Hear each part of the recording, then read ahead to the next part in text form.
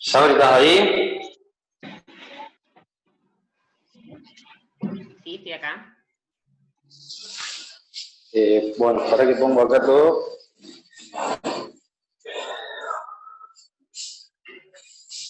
A ver, voy a iniciar el video. Decime si se ve bien, se escucha bien. ¿Se escucha bien? Estás muteada, Sabrina. Se escucha perfecto. Listo. Bueno, perfecto. Bueno, ¿qué tal? ¿Cómo andan? Buenas tardes a todos. Hola, Gonzalito, también saludando ahí. Licenciado Pardo. Bueno, buenas tardes. Gracias por estar acá y por participar en esta charla de lesiones musculares, sobre todo apuntando al isquiotibial. La idea es hacer algo distinto, hacer una parte teórica con Sabrina, que va a hablar un poco de estadística, el mecanismo de la lesión muscular, algunas clasificaciones y algo de actualización en el abordaje de las lesiones musculares. Y la idea es tratar de agarrar todo eso y hacer una parte práctica acá, como para que las dudas que surjan las podamos ir conversando, ir compartiendo y tratando de, si podemos sacar las dudas, y si no, bueno, compartimos las mismas dudas juntos. Así que, bueno, la idea es tratar de tener ese abordaje.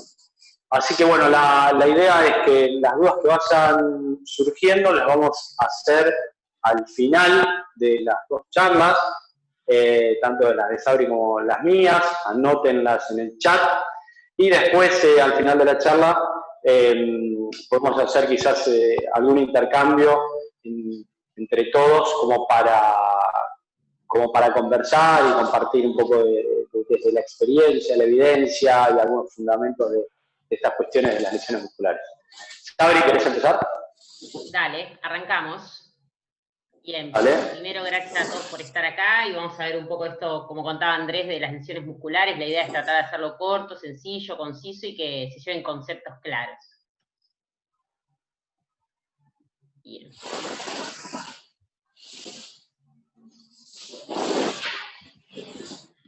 Ahí estamos. En relación a las lesiones musculares, lo primero que tenemos que hacer es poder clasificarlas de una manera clara para que nos entendamos todos, y lo que se advirtió es que existía una terminología que era inespecífica, porque existía una alta subjetividad de términos como tensión, tirón, endurecimiento, hipotonía, lo que significa que si nos ponemos todos nosotros ahora a tratar de definir con una, dos o tres palabras en relación a tirón, tensión, todos vamos a decir algo similar, pero en algún punto va a ser distinto, y eso no le da la objetividad que necesitamos para tratar a nuestros pacientes en las lesiones musculares. El término distensión se utiliza indiscriminadamente para lesiones de tipo anatómico y funcional y no provee una definición clara. Ese término distensión que nos llega a todos en la orden del médico, que el paciente tuvo una distensión y bueno, tratamos de interpretarlo. La realidad es que no sabemos bien a qué se refiere, si es que el músculo se estiró pero no se rompió, si es un desgarro grado 1, grado 2, nunca nos queda claro. Entonces no existe una validación científica para la utilización de esta terminología. En relación a la categorización de las lesiones musculares, en el consenso de Múnich, ¿sí? Se hizo una especie de diferenciación en relación a los síntomas y a los signos clínicos de las lesiones musculares para poder darle un enfoque preciso a cada una.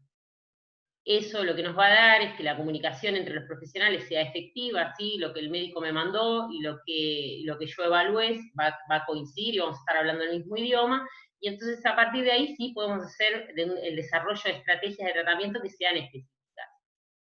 En relación a la clasificación de las lesiones musculares, lo primero que tenemos que ver es que existen dos tipos principales, las directas y las indirectas, ¿sí?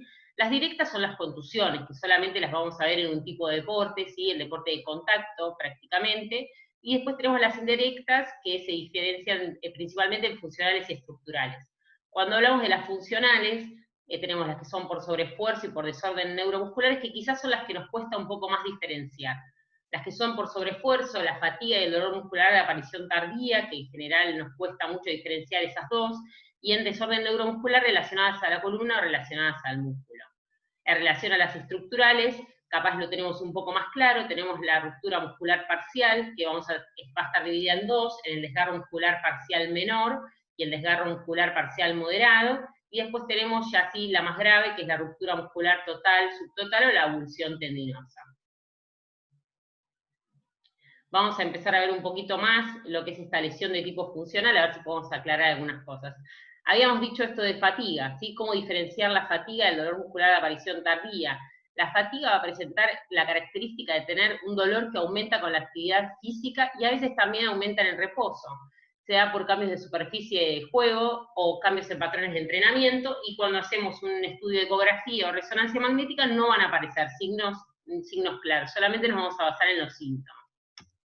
Cuando hablamos del dolor muscular de aparición tardía, para poder diferenciarlo de la fatiga, aparece sobre todo después de movimientos de desaceleración excéntricos, y aparece horas después de la actividad, de una manera generalizada, va a doler al reposo, va a doler a las contracciones isométricas, va a haber rigidez muscular y va a haber disminución en el rango articular de movimiento por dolor. En el ultrasonido, ¿sí?, en la ecografía o en la resonancia magnética también va a aparecer negativo.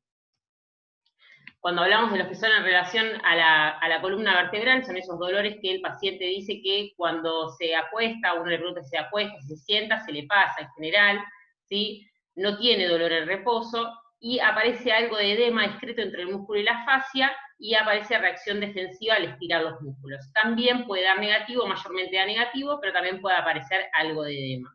Y cuando hablamos en las que son en relación al músculo propiamente dicho, hablamos de control neuromuscular disfuncional, como por ejemplo en la inhibición recíproca.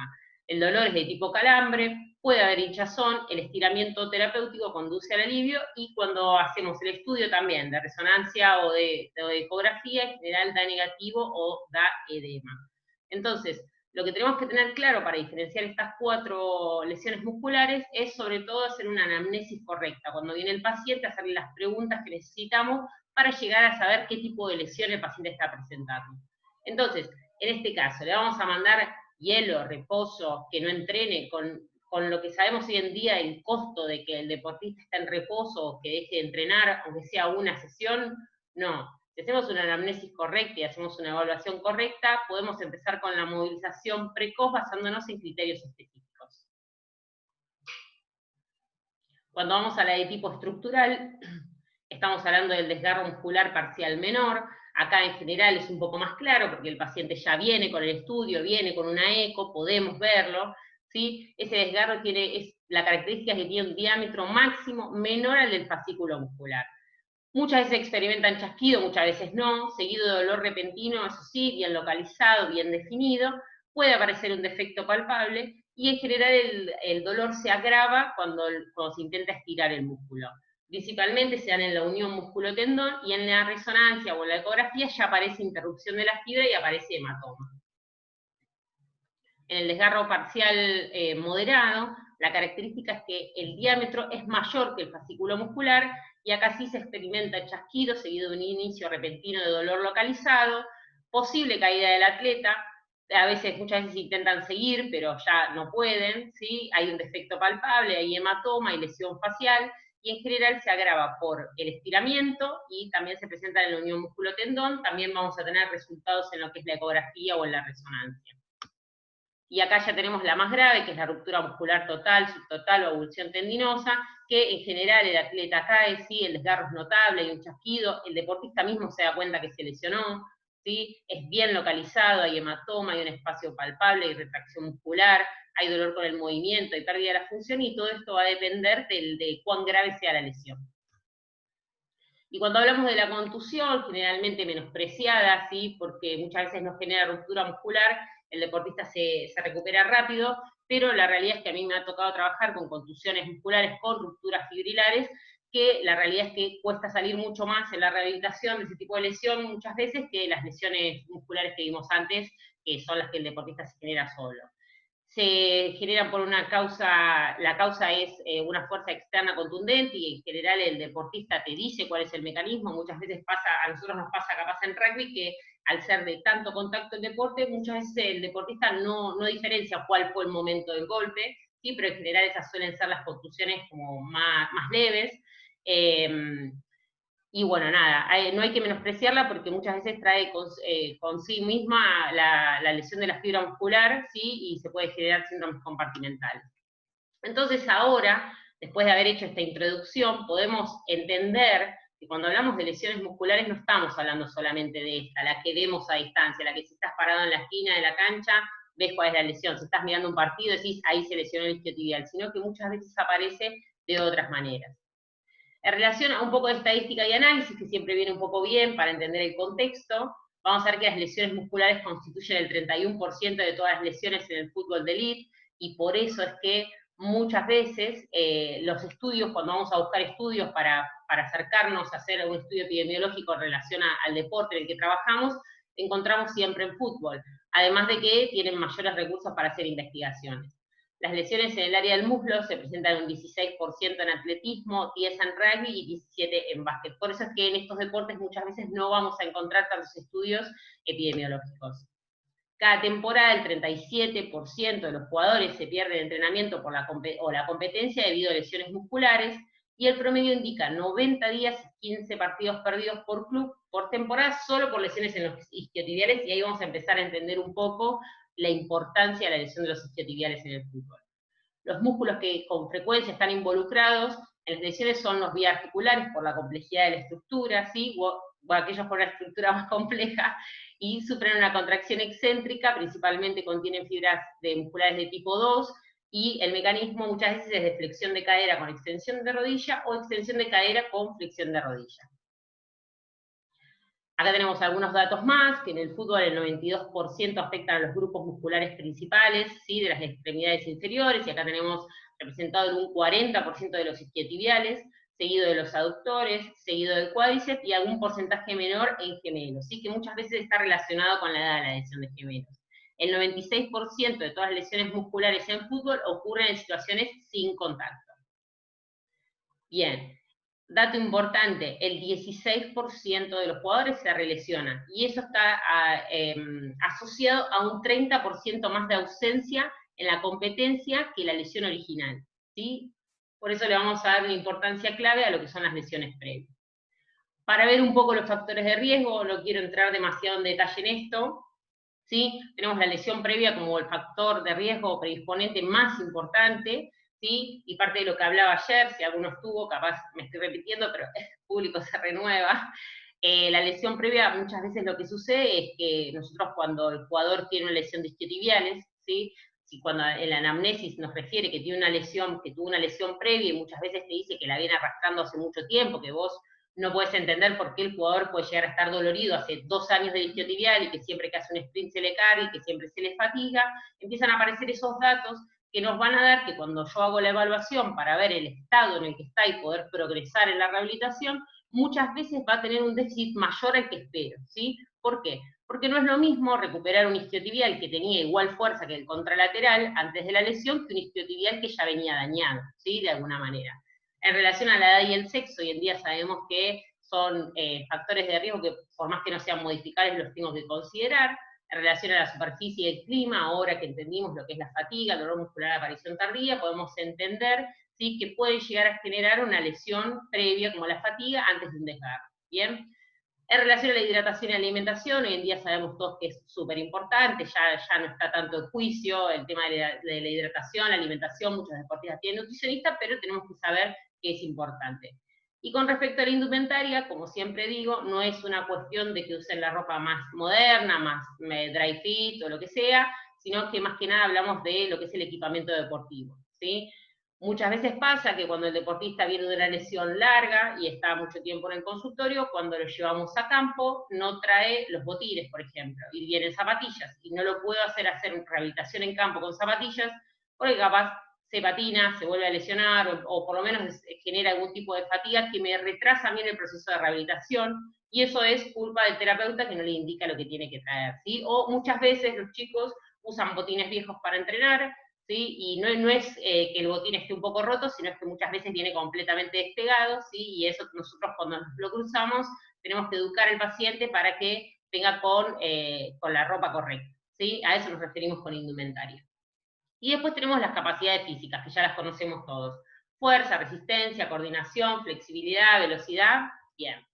Acá tenemos algunos factores de riesgo más, me gusta poner esta porque habla de descanso, habla un poco del estrés, que ahora se está viendo un poco más, ¿sí? La implicancia de esos factores de riesgo. Y vamos a ver un poco más en detalle parte de lo que dijimos, ¿sí? Lesión previa aumenta el riesgo de volver a lesionarse de 2 a 6 veces, por eso es importante, ¿sí? En relación a la flexibilidad, se hizo un estudio en el que se trabajó un grupo A y un grupo B en la pretemporada, en la que uno se le dio un trabajo de flexibilidad aislado, ¿sí? Y al otro no, y los resultados en relación a las lesiones musculares no fue determinante. Entonces, no lo podemos considerar como un riesgo de lesiones porque de una manera aislada, ¿sí? Sí se encontró una asociación entre la disminución de la flexibilidad del psoas y la lesión de isquiotibiales. Es importante, ¿sí? Y acá ponemos que es importante no confundir lo que es el gesto deportivo como un sprint con una evaluación como el test de Thomas, ¿sí? Que es una medida estática. ¿Bien? En relación a la fuerza, sí hay datos, el déficit de fuerza excéntrica es un factor de riesgo, hay conflictos en métodos de medición, muchas veces lo que sucede con la isocinesia, que es buena porque nos da datos duros para poder trabajar, ¿sí? Si llego a tener la posibilidad de conseguir ese dato, bienvenido sea. Después podemos debatir el tema de cómo está medido, ¿sí? Que la cadera está fija, de que solamente se mueve la rodilla, pero igual no deja de arrojar datos que nos interesan. La relación entre la fuerza extensora de cadera en relación a los glúteos también tiene relación con la lesión de isquiotibiales. En relación al core, que tanto hablamos, ¿sí? Existe relación entre el trabajo del core y la estabilidad lumbopélvica en relación a la disminución de lesiones isquiotibiales. Y cuando hablamos de fatiga, también es un factor de riesgo importante, ¿sí? Hay reducciones significativas en los ángulos combinados de flexión y extensión de rodilla, ¿sí? Entonces también lo podemos considerar. Pero ninguno de estos datos es un dato fuerte, ¿sí? En relación a la arquitectura, sí, la longitud del fascículo y el área transversal fisiológica, el tamaño de la aponeurosis, son factores que nos van a influir en la lesión de isquiotibiales. Pero si los vemos así de una manera aislada, ninguno llega a ser un factor de riesgo tan importante como la lesión previa.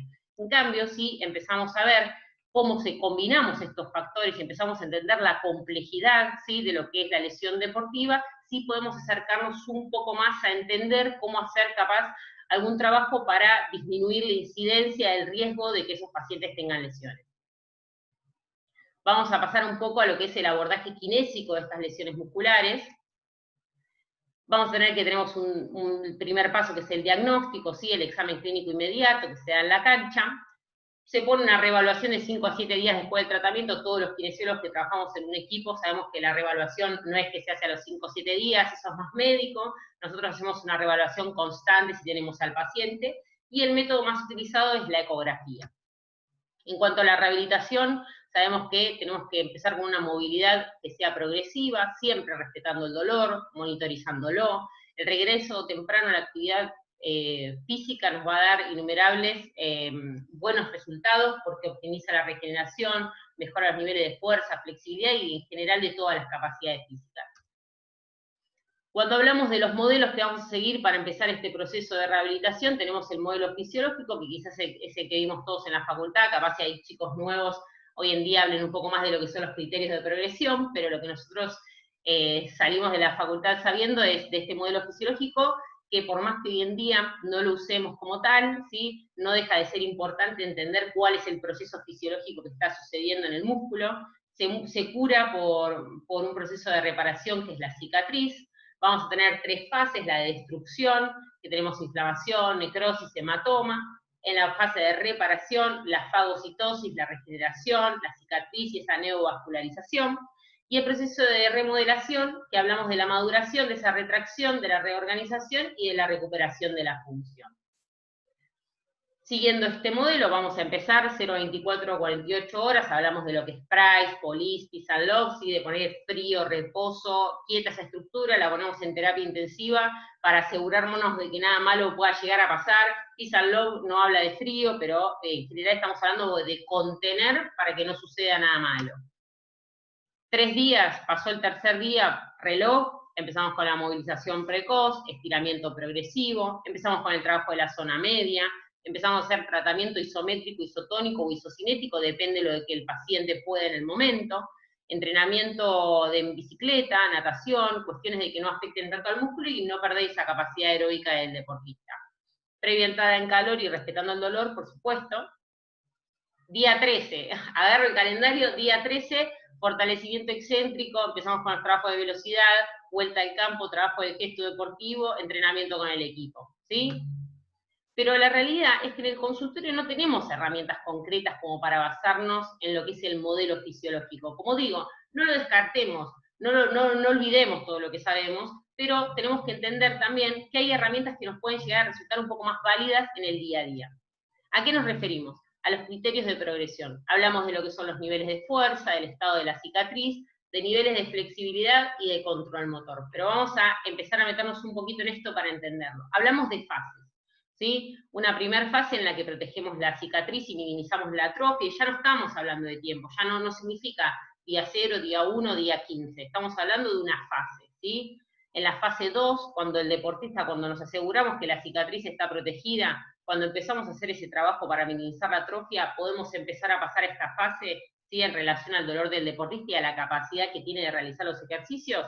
Empezamos a recuperar la fuerza, empezamos a recuperar el rango de movimiento, empezamos a desarrollar el control neuromuscular de tronco, de la pelvis, y progresión hacia la velocidad de esos movimientos. Pasamos de fase, ¿sí? Seguimos sin hablar de tiempos. El deportista está libre de síntomas en todas las actividades, tiene fuerza normal concéntrica, fuerza normal excéntrica en todo el rango de movimiento, en toda la velocidad. Empezamos a mejorar el control del tronco, el control pélvico, y empezamos a integrarlo a los movimientos deportivos, ¿sí? Entonces pasamos de esta fase en la que teníamos una lesión, una fase aguda, una fase subaguda, una fase funcional, para llegar al regreso al deporte, a esta nueva fase en la que hablamos ya de la lesión, fase de regeneración, fase funcional para el regreso al deporte. Bien, y acá tenemos el ejemplo, ¿sí? Que este ya capaz resulta un poco más conocido, este gráfico, hablamos de los criterios de progresión, de este algoritmo progresivo multifactorial, en el que hablamos de que si no tiene dolor a los 15 grados, si no hay una simetría que sea mayor al 10%, si el test neural es negativo, si el AQ es menor al 10% de diferencia, si el test de Thomas da una simetría con la horizontal, puedo pasar de fase, y hablamos de la fase funcional, en la que no hay dolor a la palpación, pico torque menor al 10% de asimetría, diferencia en la extensión de cadera menor al 10%, diferencia del triple hop test menor al 10%, mayor a 25 repeticiones y menor a 10% de diferencia en el puente de una pierna, y no compensación en el SLR. Pero además de seguir esta receta, cada uno después tiene la propia, ¿sí? Y tenemos estas tres fases muy importantes, que son cuándo está apto para correr, cuándo está apto para entrenar, cuándo está apto para jugar. La primera pregunta nos la hace el deportista: ¿cuándo puedo volver a correr? La segunda empieza ya el preparador físico: ¿cuándo puede volver a entrenar? ¿Sí? El coach: ¿cuándo puede volver a entrenar? ¿Cuándo puede volver a jugar? Y son preguntas que tenemos no solamente que responder, sino que tenemos que actuar en consecuencia para poder ponerle tiempos y que el deportista llegue lo más sano posible en el menor tiempo posible. Entonces, vamos a hablar un poco de estos criterios, ¿sí? ¿Cuándo el deportista está apto para correr? ¿Cuándo le digo, bueno, dale, andá y corre una vuelta a la cancha, o corre los laterales, caminá las puntas de la cancha, ¿sí? Cuando camina sin dolor, cuando esa caminata es sin compensación, cuando la diferencia en el test de AQ me da menor al 30% de diferencia, y cuando el trote no refiere, después de trotar, un dolor mayor a 4, ¿sí? Entonces yo ahí digo, bueno, el deportista está apto para correr, empezamos a progresar sobre correr. ¿Cuándo está apto para entrenar? Cuando le digo, bueno, vamos a entrenar con el equipo. Nosotros tenemos, justo en el club, tenemos entrenamiento que es físico y técnico, ¿sí? Entonces, ¿cuándo empieza a hacer el físico? ¿Cuándo puede correr? ¿Cuándo está apto para entrenar? ¿Cuándo lo mandamos a hacer la parte técnica? Cuando la contracción concéntrica y excéntrica contra resistencia al correr es menor a 4, y a correr es menor a 4. Cuando el test de fuerza, que nosotros usamos el puente a una pierna, ¿sí? Y utilizamos esas 25 repeticiones, pero en este caso, para que pueda volver a entrenar, con un 20% de diferencia estamos bien, ¿sí? En el test de AQ buscamos no solamente la comparación en relación a la diferencia del porcentaje, que acá ponemos menor a 15, sino también buscamos calidad, ¿no? Que no esté compensando. En el test de SLR, que lo haga con calidad, que lo haga con sensación de seguridad. En el hop test, a esta altura, podemos medir el single, el triple hop test, buscamos calidad, ¿sí? Que bueno, la calidad es algo subjetivo, quizás es intraobservador, ¿sí? Por eso es importante que sigamos a nuestro paciente, y que haya una diferencia menor al 20%. En relación al gesto deportivo, también buscamos calidad, sensación de seguridad, confianza, evaluamos la fatiga, el dolor muscular, ¿sí? ¿Y cuándo está apto para jugar? Cuando no tiene dolor, cuando entrena una semana con el equipo. Yo puse una semana porque muchos hablan de 4 entrenamientos, porque muchos tienen 4 entrenamientos en una semana. Nosotros en nuestro club tenemos 3, por ejemplo. Entonces entrena esa semana con el equipo y está bien. Evaluamos la fatiga post-entrenamiento, evaluamos la sensación de seguridad, de confianza. Podemos meter acá el hop test de 6 metros ida y vuelta, y evaluamos también el gesto deportivo en relación a la calidad, ¿sí? A la sensación de confianza. Y ahí nos vamos a lo que es el retorno al deporte. Bien, y también vamos con esta parte, rapidito, Espero que hayan quedado los conceptos claros. Cualquier pregunta vayan poniendo en el chat y vamos a pasar a la parte práctica con Andrés Romaniuk.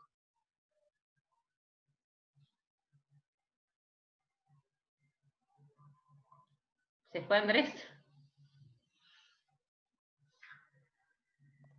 Sí, ahí va.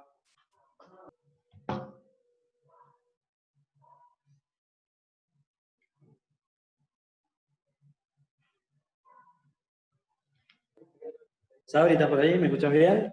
Yo estoy acá, perfecto, te escucho. Bueno, me metiste, Fue un poco rápido, ¿no? Soy una persona que habla rápido, pero... No me diste tiempo, estaba ¿Estás tomando mate? No, Gracias a todos por bancar el tono de voz y tratar de escuchar entre lo rápido que hablo. Respire, me ponen. Sí. No, pero muy bien, muy bueno. No podemos tomar mate acá porque estamos manteniendo la distancia social, así que, bueno, la idea es pasar a lo práctico, un poco a partir de todo esto que vos hablás. Hacemos igual las preguntas a lo último, me parece. Lo hacemos a lo último, pero si quieren que las vayan poniendo. Sí, igual seguramente muchas de las preguntas que van a quedar ahí dando vueltas en la parte teórica, capaz que las sacamos acá a medida que hablamos de cuestiones prácticas. Entonces... Espera, antes que le pases a la parte práctica, dale. le avisamos a todos que pongan el speaker view, ¿sí? Pongan arriba a la derecha aparece el speaker view, así lo ven a Andrés en grande. Ahora me van a ver a mí en grande porque estoy hablando yo. Así tenemos esa pantalla abierta y los que están mirando desde el celu, ¿sí? Deslizan también hacia el costado y le pueden dar doble clic a Andrés Romaniuk, así lo ven en grande. Cualquier duda me preguntan por el chat y les contesto, los dejo. Andy, lo dejo en tus manos. Dale, igual quedate ahí por si los temas de video, del audio y demás, cualquier cosa. Me quedo, no me voy. No te vas a hacer la comida, ¿qué vas a hacer? ¿Qué cocinas? Yo zafeo, porque vengo cocinando, ¿sabes qué? Todos los días. Bien, bueno, la idea es tratar de quizás entender o sea, el concepto que habla Sabri de el abordaje multifactorial de la lesión muscular, del desgarro que estamos hablando, a partir de entender que cuando trabajamos en una lesión estructural y en un desgarro, no tenemos que pensar solamente en la lesión estructural, la ruptura de la fibra, y que eso se tiene que regenerar y reparar. Primero que nos tenemos que sacar de la cabeza el concepto alejado, viejo, y que no nos sirve para nada, que tenemos que dar una etapa de reposo para que ahí aparezca un tapón fibroso o una fibrosis fuera, porque eso no va más, no existe más, ya lo sabemos, no sirve absolutamente para nada. Entonces, eso, lo que nosotros cuando hablamos de la estructura tenemos que saber que lo que buscamos es favorecer la regeneración y evitar, si hay cierta fibrosis, evitarla. Va a haber fibrosis, sí, claramente va a haber una nueva unión con ciertas fibrosis, donde probablemente sea la zona más propensa, donde la transferencia de fuerza en esa zona sea donde sea la más lábil. Pero nosotros tenemos que tratar de favorecer, a partir de nuestras herramientas y el abordaje, la mayor regeneración posible, la menor fibrosis, y que esa remodelación sea de la mejor calidad posible.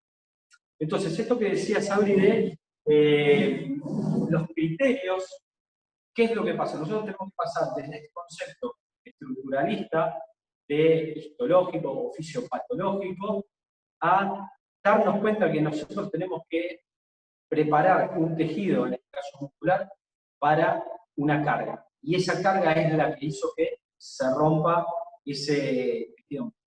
Entonces, el objetivo principal es preparar ese músculo a la carga. Entonces, ¿cómo es que lo debemos abordar de una manera? Tratando de contemplar de alguna manera este modelo multifactorial. Pasamos a la evaluación, pero lo vamos a dejar para que es la lesión, ¿sí? tratando de tener en cuenta la zona media, la fuerza, la flexibilidad, la fatiga, lesión previa y la arquitectura de la fibra. Todo esto, como dijo antes Sabrina, está interrelacionado. Esto es el concepto y el cuadro de Ventibucha. Probablemente no se vea demasiado, pero es el cuadro que después está grabada la charla, la van a ver, y si no, lo piden, se lo pasamos, es el concepto del cuadro de Ventibucha, donde relaciona todos estos factores. A lo que yo suelo, me gusta agregar la carga y los factores psicosociales. Entonces, esto es lo que nosotros tenemos que tratar de englobar en nuestro abordaje. Si nosotros seguimos pensando que poniéndole el TENS, magneto y dándole un isométrico durante 3 semanas, vuelve a patear, probablemente vuelva con la tasa de reelección que dijo Sabri, que es aproximadamente del 16 al 20 o 25% de agarremos. Entonces, nosotros, ¿cómo evitamos esa tasa de reelección? Es tratando de minimizar ese riesgo, teniendo ciertos criterios de pasajes de fase, progresiones de fase, y criterios de retorno al deporte. ¿Qué es lo que hacemos? Minimizar esa posibilidad de reelección. Básicamente es eso. Entonces, cuando nosotros tenemos una lesión muscular, vamos a evaluar, voy a hacer una evaluación muy sencilla, que es por lo menos la que yo uso y la que usamos acá en el equipo como para cuando llega el paciente a los 2 días, si lesionó el sábado, lo tenemos el lunes o el martes, si tenemos la suerte quizás ya lo vimos en cancha o vino con su ecografía. Recuerden hoy que si la ecografía tiene mucha más fiabilidad en las lesiones musculares, obviamente es un indicador dependiente.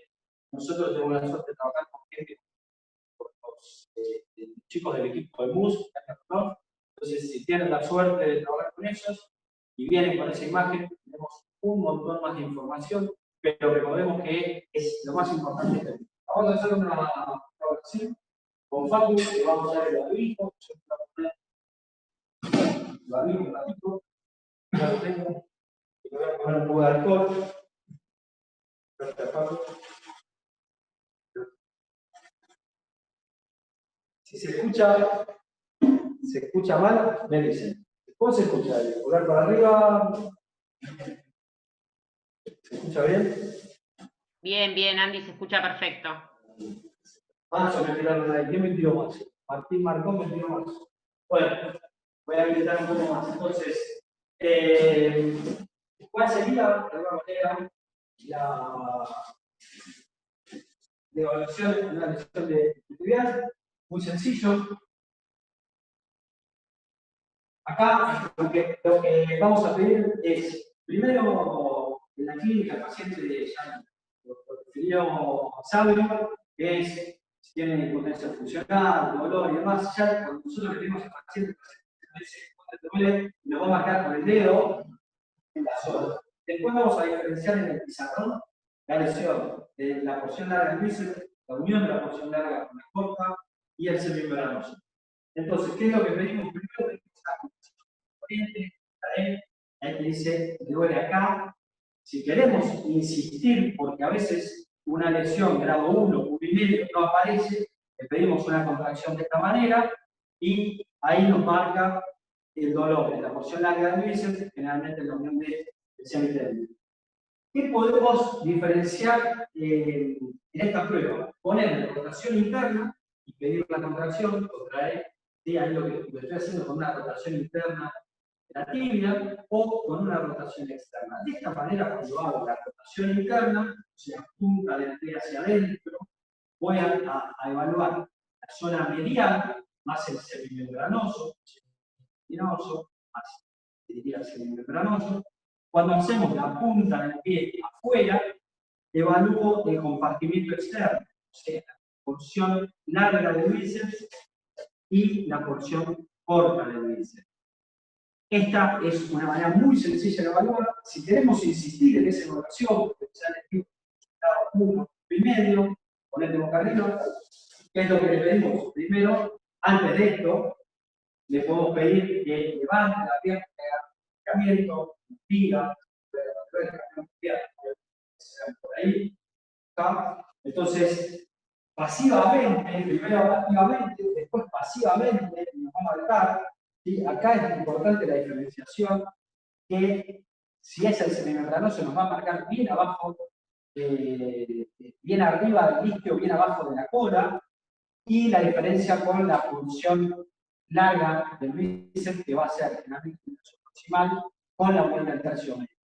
Acá lo que podemos evaluar es lo siguiente. Para ir de menos a más, pedimos que con el talón empuje para abajo, y ahí genera una contracción, y ahí nos marca el dolor. El paciente dice, ahí me está molestando, se toca la zona, o ir con un poco más de flexión de cadera y extensión de rodilla, y pedirle contracción, y ahí automáticamente nos dice, ahí es donde, ¿por qué? Porque estamos hablando de una contracción prácticamente excéntrica, con mucho estiramiento de ese músculo, y ahí automáticamente nos dice, no, me duele acá, me pincha acá, no puede hacerlo directamente, empieza a funcionar. Esta es una prueba también que de alguna manera se puede usar en lo que es la tendinopatía compresiva del isquiotibial en el semimembranoso, que a veces queda como secuela de una lesión muscular en el semimembranoso. ¿Sí? Bien. Voy al pizarrón, me voy a sacar esto, gracias a Pablo.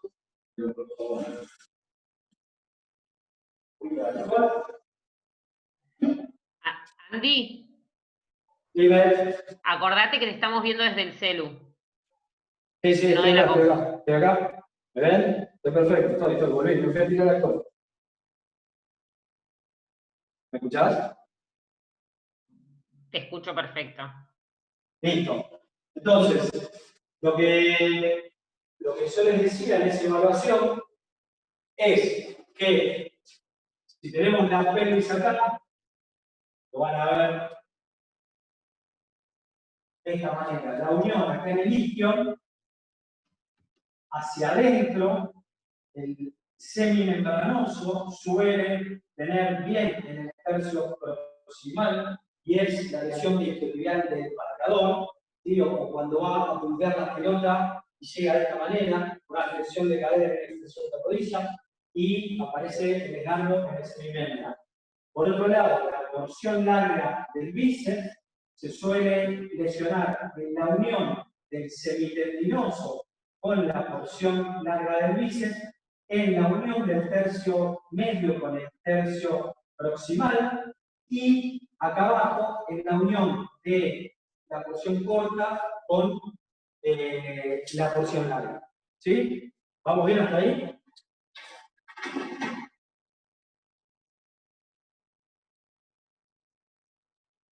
Bien, seguimos con esto.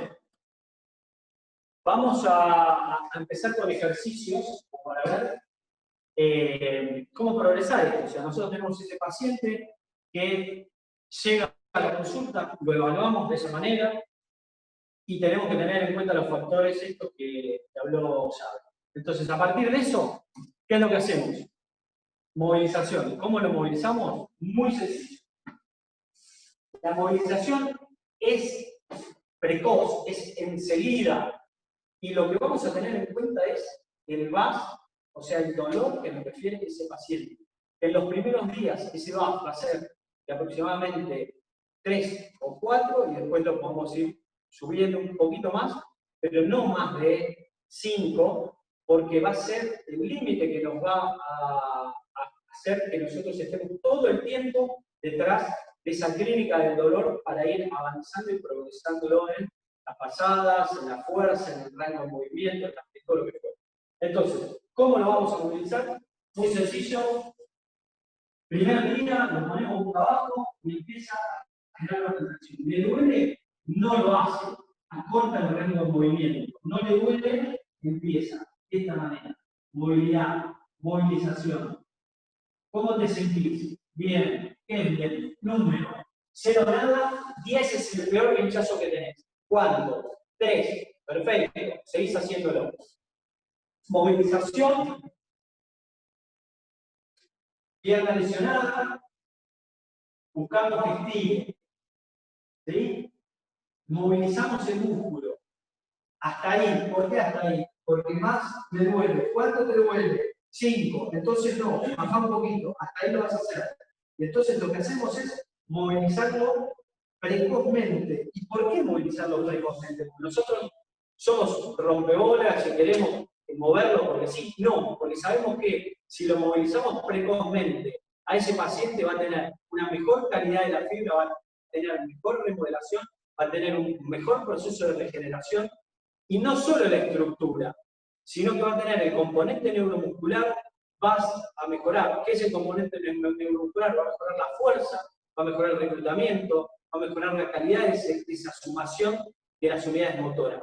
Entonces, no nos quedemos con la cabeza de tenemos que mejorar una estructura. Tenemos que mejorar una estructura y un componente neuromuscular. Entonces, vamos con estas movilizaciones y a medida que avanzamos, lo que vamos a hacer es ir mejorando en esta movilización, ¿sí? De esta manera, lo cual podemos sumar la cabeza muchas veces, donde hay cierta molestia o atrapamiento de tipo neural. Entonces, lo podemos ir haciendo de esta manera. A partir de ahí, lo pasamos, ¿sí? Voy a hacer una progresión tiempo, junta, donde podemos poner cierta flexión de cadera con flexión de rodilla, limitando a partir de la clínica del paciente. Entonces, lo que podemos trabajar primero es con una flexión de cadera, aumentando la flexión de la cadera, pensando, movilizando el isquiotibial, o haciéndolo de esta manera, tanto en flexión de rodilla como en flexión de la cadera. ¿Sí? Otra forma de hacerlo es generando, por una toallita, es empezando a hacer con una cadera fija, con un componente de rodilla, con una extensión de la rodilla. Esto lo vamos a hacer de esta manera, lo podemos hacer con una pelota, y bueno, ahora mismo, esto lo podemos hacer en los primeros días automáticamente que tenemos al paciente. Buscamos de la misma manera, si quieren ir empezando a trabajar en la zona media, que después vamos a hablar de la zona media, entonces buscamos esa movilización. A medida que va mejorando y aumentar esa rodilla, para ir trabajándolo cada vez más ese rango de movimiento y esa velocidad. Incluso esto lo podemos trabajar con la carrera, para después progresarlo hacia el trabajo de campo. Esos son algunos ejercicios de movilización que se suelen hacer, que podemos hacer rápidamente.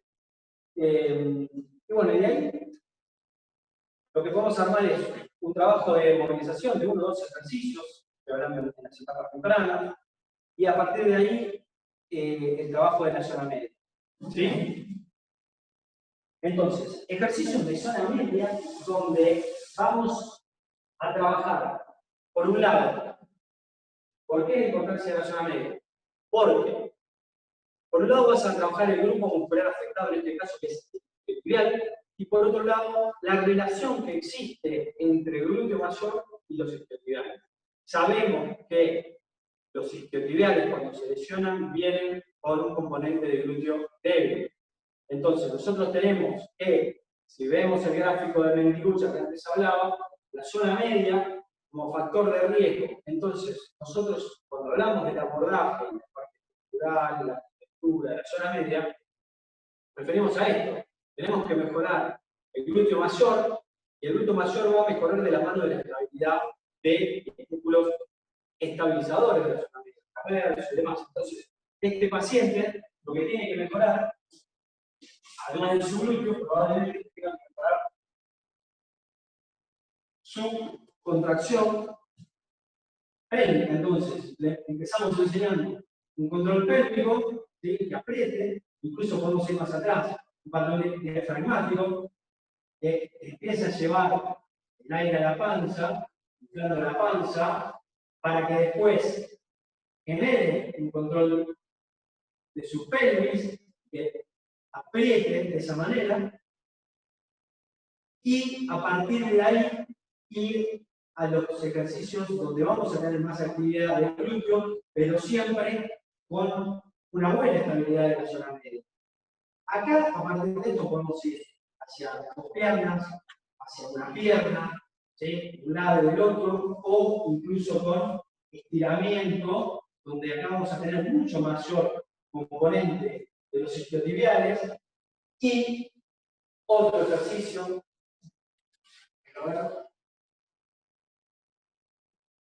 donde después veremos la importancia de este ejercicio, que es uno de los que Sabri dijo que son criterios de progresión, ¿sí? Y que incluso se toma como detector de debilidad, de fuerza de los isquiotibiales, ¿sí? Que es este ejercicio. Entonces, lo hacemos con cajón, isquio, con cajón, volvemos a lo mismo. Patrón, control pélvico, trabajo isquiotibiales, a dos piernas y a una pierna. Acá lo que buscamos es más o menos que tenga un poquito más de flexión de la rodilla, tiene que tener entre 15 y 30 grados, y cuando lo hacemos una pierna, es durísimo, lo vamos progresando en el abordaje, el inicio, pero también es uno de los criterios de progresión que vamos a usar para que ese deportista vuelva tanto al campo como para que vuelva al retorno deportivo. Entonces, la importancia de la zona media no es solo por, sí, el control pélvico de la zona media, sino por el déficit de fuerza del glúteo, la importancia del glúteo y el empuje en la extensión de la cadera, la sprint, ¿sí? Hablando siempre de la acción del isquiotibial. Entonces, la progresión la vamos a hacer de esta manera.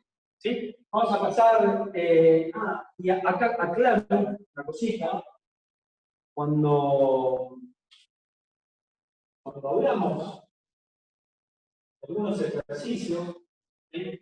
Si nosotros vemos, no sé si esto se va a ver demasiado, pero después porque ya paso los artículos y demás, si nosotros separamos en fase concéntrica, en fase excéntrica, y esto lo dividimos en isquiotibiales zona medial y porción larga del bíceps, de esta manera lo mismo, medial, porción larga del bíceps, lo que vemos es que en la fuerza excéntrica, los ejercicios que más tienen componente excéntrico es el curl nórdico. Pero ¿qué es lo que pasa con el curl nórdico? El curl nórdico está activando más la parte medial que la porción larga del bíceps. ¿Sí?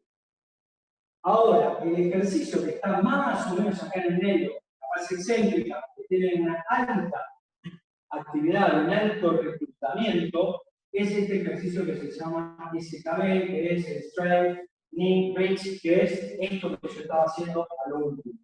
¿Sí? El puente glúteo a una pierna o el puente a una pierna, con cajón. Entonces, ese ejercicio tiene bastante componente excéntrico, tanto de la porción larga del bíceps como de la porción medial. ¿Sí? Entonces, cuando vamos a la fuerza concéntrica, ¿qué es lo que encontramos? El ejercicio que tiene más carga concéntrica es el leg pull o el isquiotibial en camilla, que tiene mucho componente, pero más de la zona medial que la porción larga del bíceps.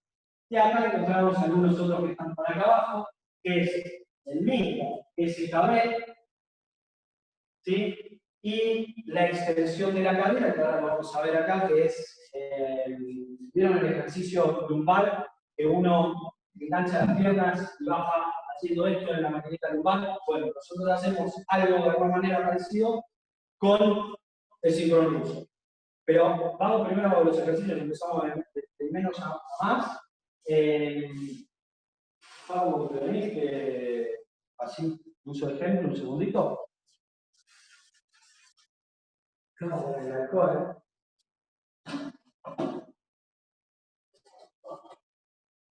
Entonces, hablábamos antes.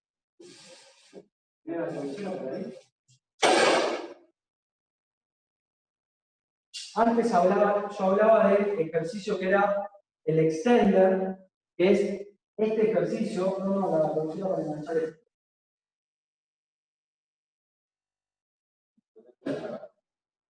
Bien, él se pone. El ejercicio este que yo agarraba la pierna ahí, acostado, iba arriba y abajo.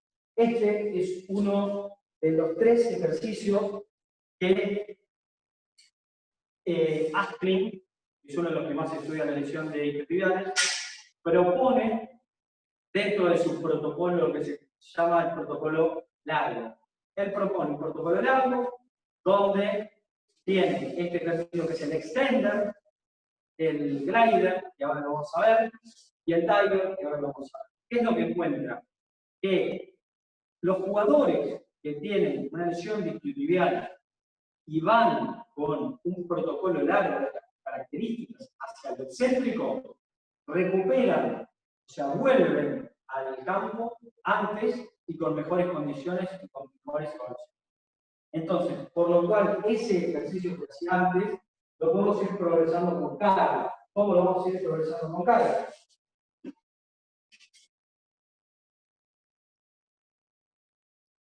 De 2 maneras. Una es con un componente de cadera, un poquito más atrás, con un componente de cadera, entonces baja y la vuelta es lenta, ¿sí? Lo que nos interesa acá es más que nada mantener en este rango de movilidad. Nos interesa que venga hasta acá y que vaya cada vez más hacia la flexión de la cadera y no tanto hasta abajo, porque la realidad es que no queremos que se siga usando esa fuerza consciente que está hacia abajo, sino usarlo en este rango y cada vez más hacia la flexión de cadera, que de alguna manera, si lo vemos de este ángulo, lo que vemos es que es el movimiento donde yo les decía que se lesiona el semimembranoso, donde tiene una flexión de cadera máxima o mayor y una extensión de la rodilla. Entonces, de alguna manera obligamos a este músculo, a este grupo muscular, a que genere una fuerza. Y otra variante, que lo usamos acá, agarras ahí, el muslo, y acá lo que tenemos es mayor componente de la rodilla. Que de alguna manera esto imita a la marcha o al sprint en la última fase, donde llega ahí, donde es la otra lesión, que cuando va hacia adelante es donde aparece la lesión de la porción larga del bíceps.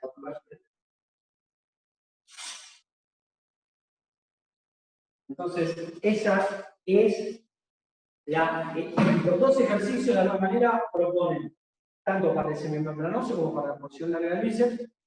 Entonces, lo que vamos buscando es cada vez más excentricidad, cada vez más flexión de la cadera y cada vez más extensión de la rodilla, y lo vamos progresando a partir de ese rango de movimiento, a partir de la carga y a partir de ese volumen e intensidad. Bien, vamos a pasar a peso muerto, vamos con peso. Entonces, ahí lo que vamos a empezar es con 2 manos, peso muerto 2 piernas, y acá vamos a buscar lo mismo. ¿Sí? Que vaya. El paciente al principio, a los 5 o 6 días que empezamos con esto, lo que le vamos a decir es, anda hasta ahí. Porque nos va a decir, ahí me empieza a molestar, y ahí es donde le decimos, bueno, pará, quédate ahí, y es el rango de movimiento que va a mantener con ese base. ¿Sí? Entonces, esto lo progresamos a una pierna. Vamos a una pierna. No. Con el barbijo, como está transpirando, ¿sabes qué? Sí.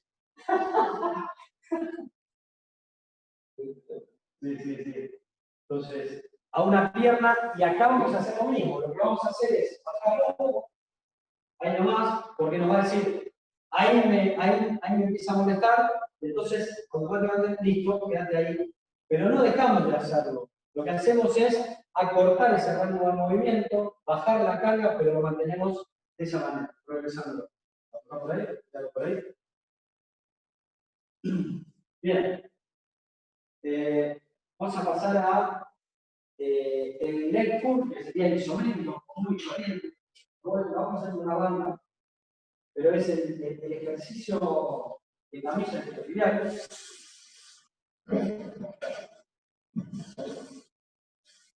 Y este ejercicio es uno de los primeros que vamos a ir implementando. Como yo les decía, hay muchas fases concéntricas. Y lo que le pedimos al principio es una isometría, volvemos a lo mismo. Si el paciente nos dice, no, me molesta, lo que fuera, acortamos el rango de movimiento, bajamos la cantidad de segundos en esa isometría y lo mantenemos ahí y lo vamos subiendo isométricamente en cantidad de tiempo en un mayor rango de movimiento. ¿Sí? Bien, y estos son algunos de los ejercicios, quizás son los más importantes que quería mencionar, y hay uno solo más que es el nórdico. ¿Sí? Y el nórdico que va a ser completo para ¿te vas a tirar? ¿Te vas a tirar? Bien, el curso nórdico, sí, que ahora voy a sacar esto porque puede que se vaya para allá, así hablamos tranquilo. El curso nórdico, donde lo que buscamos es que él mantenga lo más que pueda, obviamente este es un ejercicio que va a estar ya en una fase funcional avanzada, en buena fuerza, acá, poderío. Entonces, lo que buscamos es que mantenga y que no se caiga y que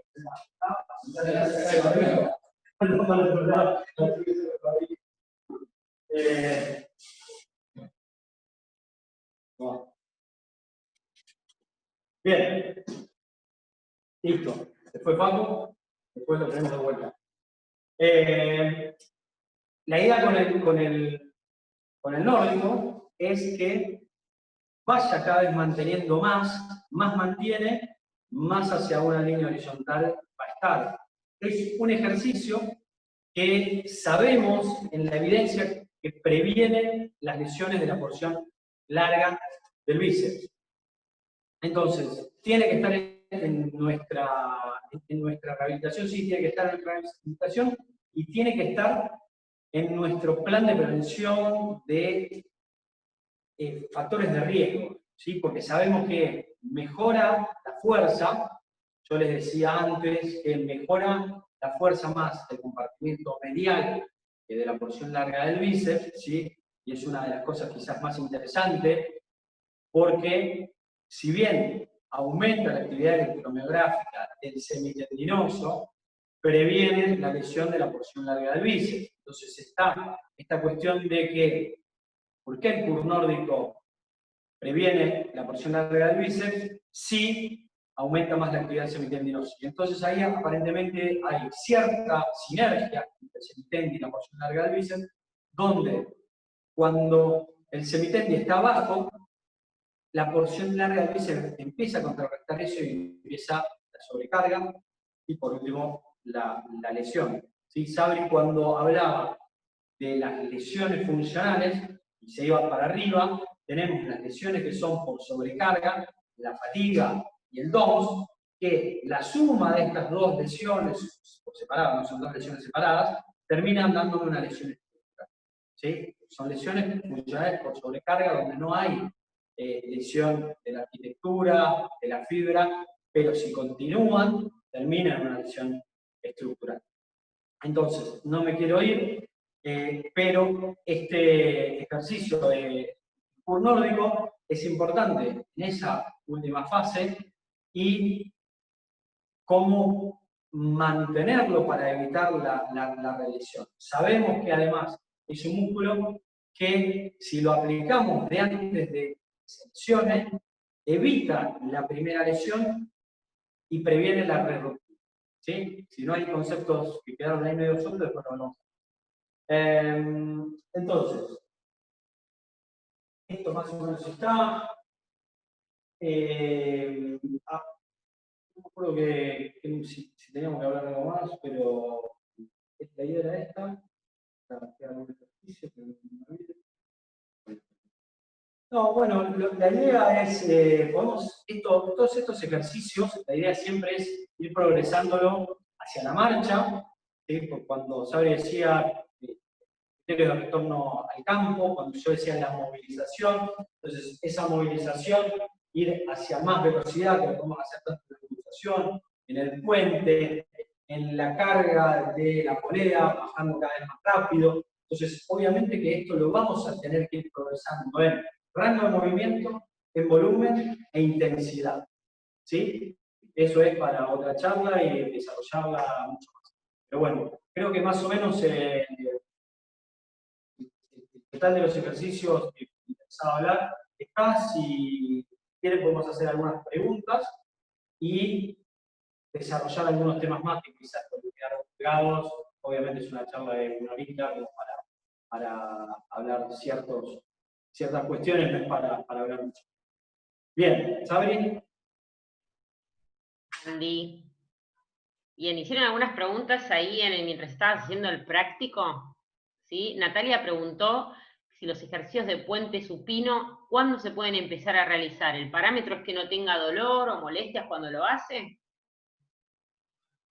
Bien, creo que la respuesta estuvo en el mismo momento, que es el ejercicio se empieza a hacer desde la progresión más simple hasta la progresión más compleja, y lo que seguimos es el PAS del paciente. La escala de dolor es lo que nos va a determinar si lo hace o no lo hace. Entonces, empieza con el ejercicio del puente común y corriente, ¿sí? Control pélvico, puente, y ahí lo que hacemos es decir, bueno, ¿te duele? No. O sí, ¿cuánto? 3, bueno, sigue haciéndolo. Y ahí empezamos a progresar entre 4 a 6 repeticiones, como para ver cómo sigue horas más tarde o al otro día. Entonces, en función de eso, seguimos en esa progresión. Rango de movimiento, volumen y carga o intensidad. ¿Sí? Bien, perfecto. Quedó claro. A mí Charlie me pregunta bien, qué importancia le doy a la coordinación como prevención. La realidad es que la coordinación es muy importante, ¿sí? Como parámetro aislado, como factor de prevención poco, ¿sí? Cuando lo empezamos a meter en lo que son los gestos deportivos. Si bien tenemos que empezar a trabajarlo de menos a más, cuanto más se parezca el gesto deportivo, el estímulo coordinativo que le vamos a poner al paciente, ¿sí? Más se va a acercar a disminuir como riesgo de incidencia de lesiones. Otra pregunta para vos. Igual ahí depende cómo tome el concepto de coordinación Charlie, porque se habla de la coordinación desde la capacidad, de la coordinación, la capacidad funcional, o se habla desde el sensorio motor, que sería otro aspecto donde muchas veces usamos la coordinación del concepto de sensorio motor o de percepción, donde ahí sí modifica todo, porque yo antes decía la estructura por un lado y el control, el aspecto neuromuscular por otro, donde nosotros tenemos una lesión estructural y la estructura y tenemos que mejorarla en esa regeneración y en esa fibrosis que tenemos que evitar que crezca o que sea mucha. Y por otro lado, el concepto neuromuscular, donde el concepto muscular habla de la sumación temporal, la sumación espacial, la cantidad de unidades motoras, tiempo de latencia, porque sabemos que ese músculo se desgarró, hay dolor y hay un cambio en ese control neuromuscular, donde el tiempo de latencia se hace más largo, donde debería reclutar y activar acá, lo hace unos milisegundos después, donde debería generar una sumación y un reclutamiento, no lo hace, donde si nosotros valoramos la fuerza concéntrica y la fuerza excéntrica, vemos que en un músculo sano la fuerza concéntrica está acá, y un músculo lesionado la fuerza concéntrica está acá, pero si evaluamos la fuerza excéntrica, en el músculo sano está acá, y en el músculo lesionado está acá abajo, o sea, la fuerza excéntrica disminuye mucho más que la fuerza concéntrica. Entonces, si pensamos el aspecto de la coordinación desde un aspecto de capacidad funcional es una cosa, si lo pensamos desde el aspecto del sensorio motor es otro, no sé, para aclarar eso. Perfecto, Andy. Laura te pregunta de cuánto la flexión de rodilla en el puente a una pierna. Y en realidad el rango vamos a ir aumentando cada vez más la flexión de la cadera y la extensión de la rodilla a medida que el paciente le duele menos. Si estamos hablando del ejercicio del cajón, debería ser entre 15 y 30 grados, y es así como se toma ese test, que es lo que yo le decía, el strike knee bridge, ¿sí? Que es el test de puente con flexión de rodilla o algo así.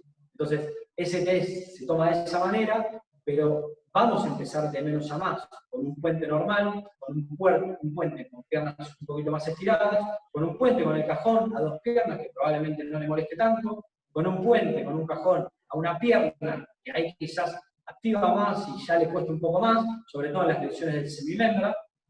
Y por último, el puente con el cajón a 2 piernas y a una pierna con el cajón ya más estirado todavía. Perfecto, quedó clarísimo. Te hago una pregunta. ¿Tenés en cuenta la estimulación de los diferentes sistemas energéticos al momento de rehabilitar? Vos decís ATP, aeróbico, anaeróbico, ¿a eso estás diciendo? En realidad lo que buscamos es darle esa movilización precoz por todo lo que dijimos antes respecto a la función neuromuscular y a la estructura de ese músculo lesionado, pero también para mantener las capacidades del paciente. Si yo en el primer día ya lo puedo subir a una bicicleta y lo dejo en la bicicleta, o al segundo día lo dejo en la bicicleta cada 20 minutos, 30 minutos, y no afecta la clínica de esa lesión muscular, lo que hago es mantener esa capacidad. Bien, ¿te puedo hacer una pregunta más? Estás como explayándote, te veo tranquilo. No, ¿son tuyas las preguntas o son de la gente? No, son de la gente. No, son de la gente. Facundo pregunta, en fases tempranas, con dolor e impotencia funcional, ¿suelen poner énfasis en trabajar el miembro contralateral con algún protocolo específico? Vamos de vuelta. ¿Dijiste? En fases tempranas, con dolor e impotencia funcional, ¿suelen poner énfasis en trabajar el miembro contralateral con algún protocolo específico? Bien. No, hay cierta evidencia que trabajando el miembro contralateral vamos a aumentar la fuerza y el tratamiento y demás, pero la realidad es que tenemos que apuntar a trabajar ese miembro afectado para, lo mismo que decía, mejorar la estructura y mejorar la función neuromuscular. Lo que nos va a hacer, o sea, lo vamos a trabajar lo más temprano posible que nos permite ese paciente, y el volumen de trabajo va a estar dado justamente por la clínica, porque si el primer día viene y se puede bancar 3 o 4 ejercicios sin que la clínica se vaya de estos límites que estamos diciendo, le damos esos 4 ejercicios para su actividad. Si vemos que no, porque no puede, porque tiene mucho dolor, impotencia funcional y demás, tenemos que esperar 3 días, camina todavía mal, tiene mucho dolor y demás, probablemente lo tengamos que esperar. La idea siempre es una movilización precoz para generar esas mejoras a la estructura y de la función neuromuscular. Y además, por el dolor, una vez que el paciente empieza a darse cuenta, esa creo que es nuestra función también, de que nosotros vayamos empujando que el paciente te diga, pero mirá, lo puedo doblar, puedo hacer esto, puedo. Porque el paciente, si por él, muchos son súper cagones, vienen y dicen, no quiero hacer nada, no, pará. Y entonces, digo, si pará, mueve. Mirá, no me duele haciendo bicicleta, no me duele moviéndolo. Entonces, nosotros, ahí es donde tenemos que aportar esa experiencia y ese manejo. Pacientes deportistas, muchas veces los conocemos y dicen, no, bueno, pará, vos andás más lento, porque está el kamikaze que se tira, y dice, no, vendame, y que no, yo juego igual. ¿Qué vas a jugar? Vení acá, tenés un carro, acá, chao, pum, fuera. Y está el otro que necesita empujarlo porque es totalmente cagón. Entonces, ahí está, también creo que nuestra experiencia manejar a nuestro deportista, ¿no? Muy bien. Te voy a hacer una pregunta de Gonza Pardo, simple la pregunta como siempre, Gonza. Capi, a ver, Para Andy. ¿Usan cadena cinemática cerrada con planos ascendentes para la cadena posterior en fases finales? Perdón, ¿qué son fases? Para repetirme la Capi tira una. La cadena cinemática cerrada en fases ascendentes. Bueno, en fases, sí, probablemente lo que sea de fases ascendentes sea planos de distintas características y demás. La realidad es que todo apunta a que vos después vas a volcarlo y a transferirlo hacia una cadena cinemática cerrada, a menos que sea un desgarro en un nadador en el recto anterior. Pero si no, vos lo que apuntás es a volver a transferirlo al gesto deportivo, a la carrera, a la cadena cerrada, donde mayor reclutamiento tengas, donde mayor actividad de ese músculo tengas, y vuelvo a lo que decía al principio, nosotros tenemos que pensar en que la vuelta al deporte es adaptando ese músculo a la carga, no pensando en una estructura, no pasando el ecógrafo y diciendo, che, mirá, ya pegó, la fibra está listo, después de 3 semanas, sino que tenemos todas las herramientas para decir que ese músculo se adaptó a la carga, que probablemente sea esta cadena cerrada en un sprint o lo que fuera. ¿Sí? Gracias a vosotros por esa pregunta. Bien. Te hago una consulta de Sebastián Astrada, ¿lo conoces? No, parte del equipo, ¿qué hace preguntando ahí? Gracias al equipo, aprovechamos a agradecer al equipo, a Facu Cámpora, a Seba Astrada, que debe andar ahí detrás de los botones. Gonza Echegaray. Estamos todos hoy. Lo nombré, Gonza, lo nombré. Lo nombraste, justo se cortó. Escúchame, pregunta, ¿qué importancia le das a los vendajes? ¿Vendajes sí, vendajes no? Bien, el vendaje, en el primer estadio, vos hablabas, el Rise, Trice, el Isan Long, sí es un vendaje compresivo en las primeras horas, en los primeros días, como para contener y darle cierta seguridad al paciente. Y lo que sí es importante, ¿qué es lo que usamos? Porque es importante usar el Tensoplast Sport, o sea, tiene que ser un vendaje que sea extensible, no poner un tape duro o una Coban que no sirve absolutamente para nada, porque o sea, el tejido lo que va a hacer es terminar de extenderlo, no sé si la palabra es extenderlo. Yo digo, tenemos que darle cierta compresión y eso lo tenemos que hacer con el Tensoplast Sport o algún tipo de vendaje similar. 24 o 48 horas no más, y quizás en juego, si es que la lesión lo permite, la clínica lo permite, se puede llegar a usar algún tipo de vendaje compresivo en circunstancias que lo ameriten, ¿no? Bien. Otra pregunta de Gonza Pardo, nos hace si utilizamos terapia manual intercalando con los ejercicios. ¿Usás terapia manual, Andrés Romaniuk? ¿Sí o no? ¿Vos sos la osteópata? ¿Querés hablar vos o querés que hable yo? Sí, no, es simple la respuesta, sí. Yo hablo por mí igual, hablo por mí. Yo utilizo terapia manual, siempre sí, desde las primeras etapas. Lo utilizo no porque vaya a generar un cambio en la estructura, no porque voy a estar tratando de alinear las fibras de colágeno y un montón de cosas en relación a la estructura que no tienen un sustento científico que nos diga que va a suceder eso y que tampoco tenemos la posibilidad nosotros de después ver si esa fibra se alineó, no se alineó. Pero la realidad es que la terapia manual en un primer momento lo que genera es mucha confianza del paciente. No es lo mismo decirle a un chico que se desgarró el sábado, que viene a kinesio el martes, empezá a moverte, si lo ayudamos con movilizaciones pasivas, si lo ayudamos con un poco de masaje, calentamos un poco la zona, ¿sí? Preparamos ese músculo para después cargarlo, el paciente se adapta un poco mejor después. Empieza, ya cuando se levanta de la camilla, ya se siente mucho mejor. Dice, sí, la verdad que estoy mucho más aliviado. Empezamos a tener ese primer contacto con la estructura lesionada. Entonces, y además de eso, también en conjunto con los ejercicios isométricos, disminuye bastante la sintomatología. Entonces el paciente ese día, después de una sesión de masajes, después de empezar a movilizarse un poco, se va muchísimo mejor. Así que sí, yo utilizo. ¿Vos querés agregar algo más, Andy?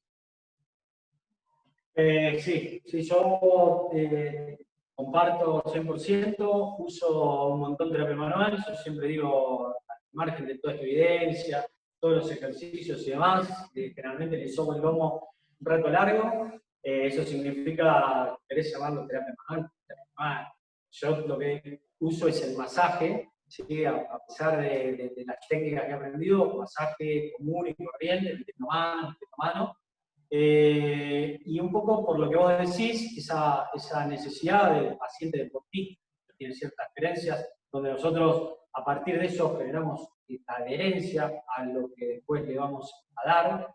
Y además hay evidencia que dice que el masaje en el DOMS, ¿sí? No hablo de la lesión muscular estructural, pero lo que hago yo es agarrar eso y decir, bueno, lo agarro probablemente por eso, que en el DOMS mejora en los aspectos subjetivos de la percepción del dolor y la recuperación, y en ciertos aspectos objetivos, como puede ser el aumento de la creatinquinasa.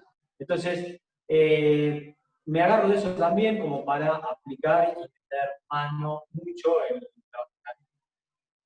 desde el minuto cero. Minuto cero. Bien, perfecto. Hago una pregunta que podemos responder los dos, cada uno por su parte, también supongo. Si utilizan algún tipo de aparatología.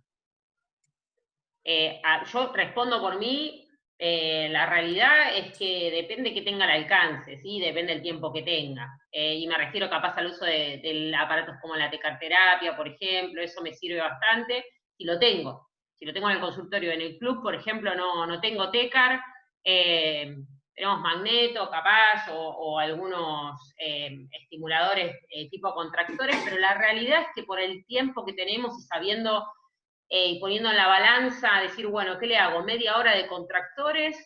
¿O le hago media hora de terapia manual o de movilización o de que se vaya a la bici o de poder asistirlo nosotros en algún tipo de ejercicio isométrico, isotónico, lo que pueda hacer? Cuando lo ponemos en la balanza, en general no terminamos utilizando aparatología.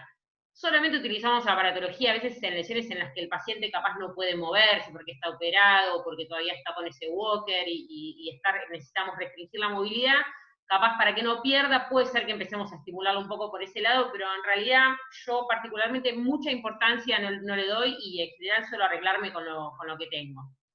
Y con lo que más evidencia tiene, que es la progresión basada en ejercicios. Andy, ¿vos querés decir algo respecto a eso?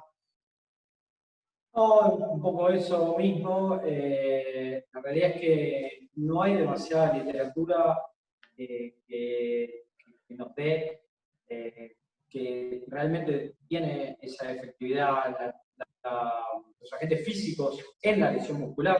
Sí podemos usar quizás la radiofrecuencia, pero incluso hay ciertos trabajos que dicen que no sirve para nada. Entonces, quizás desde el aspecto beneficios fisiológicos, donde quizás la radiofrecuencia sabemos que mejora el colágeno, mejora la viscoelasticidad de ese tejido, va a generar ese calor, una respuesta del tejido en vasodilatación. Entonces, a partir de la preparación de ese tejido y nosotros meter más mediante ejercicios, probablemente tengamos, o sea, es quizás interesante usar eso. Respecto a lo que más se puede usar en un consultorio, que es los TENS, si el paciente está dolorido, podemos usar, recordemos que tenemos el high TENS y el low TENS. El low TENS, al tener esa contracción, recuerden que el low TENS viene con una analgesia de tipo central, más duradera, que tenemos que trabajar en el miotoma, entonces generamos esa pequeña contracción. Entonces, la aplicación del low TENS muchas veces viene bien porque no solo nos da la analgesia propia de ese agente que es el low TENS, sino ese mecanismo de movilización que hace que te ayude a drenar y a movilizar ese tejido. Entonces el low TENS se puede... Respecto al magneto, que muchas veces se usa, no hay realmente evidencia en la lesión muscular, que mejora la litis, nada. Hay ciertas cuestiones de mejora del dolor, entonces quizás lo podemos aplicar desde ese lado. Y por último, el ultrasonido. No sé si tiene demasiado acá, pero...